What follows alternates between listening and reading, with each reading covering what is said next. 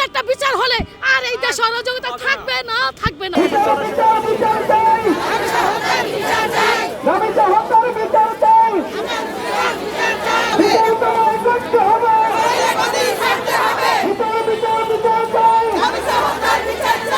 আপনারা যদি প্রকৃত সত্যটা তুলে ধরতে পারেন, আপনারাও যদি আমাদের সাথে আওয়াজ তুলতে পারেন, তাইলে হয়তো আপনাদের মাদের এরকম বুক খালি আর হবে না। আজ আমরা এখানে যারা দাঁড়িয়েছি সবাই মা। আমি যখন রামসাদের বাসায় গিয়েছিলাম, বাবা মার চেহারার দিকে তাকে আমার বারবার মনে হচ্ছে আমি একজন মা। আজকে যদি ওই জায়গাটা আমার হতো, আমার জীবনটা কেমন হতো? হয়তো বিচার হবে, একটু শান্তি পাবে, কিন্তু ভুলতে কি পারবে এরকম নির্মম হত্যাকাণ্ডের কাহিনী? কাজেই আমাদের জোরালো দাবি, এই সমাজ, এই মানুষ যদি জেগে উঠে, এই রাষ্ট্র বাধ্য হবে এদের বিচার করতে। হাত পা টুকরা টুকরা করে কেটে কেটে তারপরে এদের বিচার করা উচিত। সরকার বিচার করবে না। সরকার মানুষ সবাইকে খুশি রাখে নিজেকে, নিজের উপরের চিন্তা ভাবনা করে। মানুষের চিন্তা ভাবনা, জনগণের চিন্তা ভাবনা সরকার কখনো করে না, কোনো সরকারই করে নাই। সুতরাং আমরা সরকারের বিচার চাই না, আমরা জনগণের বিচার করুক, এইটা আমরা চাই।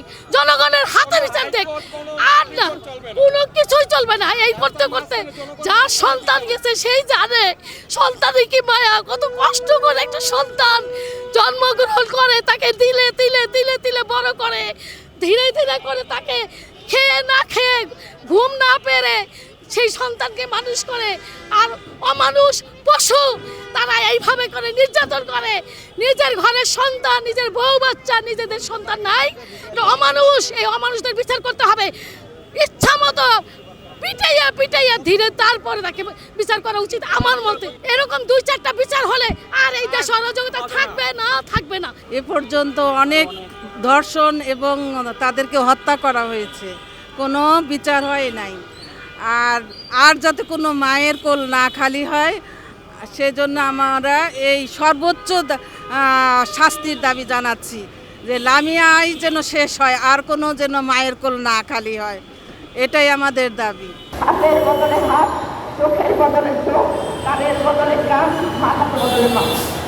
আমরা অবশ্যই এরকম বিচার চাই, যে বিচারে হত্যাকারী বুঝতে পারে যে যাকে হত্যা করেছে সেই কি কষ্টটা পেয়েছে, যেন হত্যাকারী বুঝতে পারে। তবে আসুন আমরা সবাই আওয়াজ তুলি, হত্যাকাণ্ডের আমরা বিচার চাই এবং আমরা নিরাপত্তা চাই এবং ফ্যামিলির কাজ আমরা চাই নিরাপত্তার কাজ। আল্লাহ আমাদের সহায় করুন। আল্লাহু আকবার, আল্লাহ